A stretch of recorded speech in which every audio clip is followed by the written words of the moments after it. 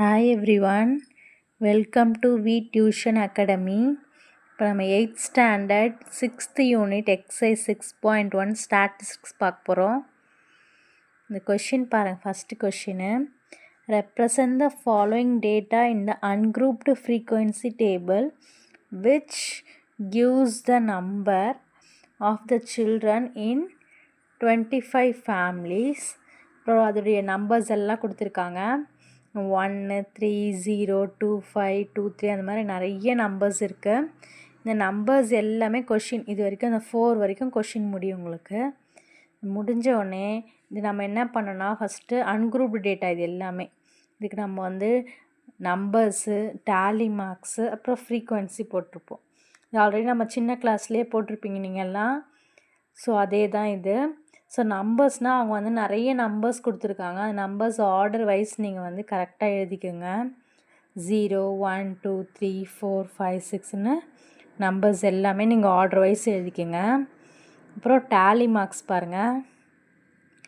So tally marks வந்து இப்போ 0 வந்து இந்த கொஷினில் நிறைய எத்தனை ஜீரோஸ் இருக்குதுன்னு ஃபஸ்ட்டு கவுண்ட் பண்ணிக்கணும். இப்போ நமக்கு வந்து டேலி மார்க்ஸ்னால் அதுதான் லைன்ஸ் போடுறது தான். இந்த லைன்ஸ் எப்படி போனோன்னா, ஃபஸ்ட்டு ஒன் வந்து ஒரு 2 மட்டும் இருக்குன்னா 1 2 2 மார்க் போடணும். இப்போ வந்து 5 விட எக்ஸ்ட்ரா இருக்குது அப்படின்னா அது வந்து இங்கே பாருங்கள். இப்போ செகண்டில் 1 பாருங்கள் எப்படி போட்டிருக்கோம். 1 வந்து டோட்டலாக 6 டைம்ஸ் இருக்குது.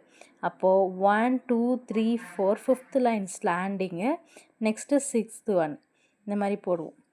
ஸோ அதே தான். இப்போ வந்து 0 பார்க்கலாம். 0 வந்து பாருங்கள் 2 இருக்குது, 2 டைம்ஸ் இருக்குது 0 கொஷினில்.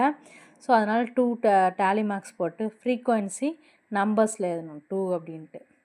நெக்ஸ்ட்டு வந்து 1 பாருங்கள். 1 வந்து 6 டைம்ஸ் இருக்குது. நான் சொன்ன மாதிரி 4 லைன்ஸ் போட்டுட்டு 5th லைன் வந்து ஸ்லாண்டிங் லைனு. நெக்ஸ்ட்டு 1 அதுதான் வந்து 6. அப்போ 6ன்னு போட்டுடுறோம். நெக்ஸ்ட்டு 2வும் வந்து 6 டைம்ஸ் இருக்குது. அதையும் அதே மாதிரி தான் எழுதணும். 4 லைனு 5th லைனு 6ன்னு போட்டு ஃப்ரீக்வன்சி 6ன்னு போட்டுடணும். அப்போ 3யும் அதே மாதிரியே எத்தனை இருக்குன்னா 4 இருக்குது. அப்போ 4 லைன்ஸு, ஃப்ரீக்வன்சி 4. நெக்ஸ்ட்டு 4 வந்து 3 டைம்ஸ் இருக்குது. 3 டேலி மார்க்ஸு 3. 5ம் 3 டைம்ஸ் இருக்குது. அப்போ 3. 6 வந்து 1 டைம் தான் இருக்குது. அப்போ ஃப்ரீக்வன்சி 1ன்னு போட்டுருங்க.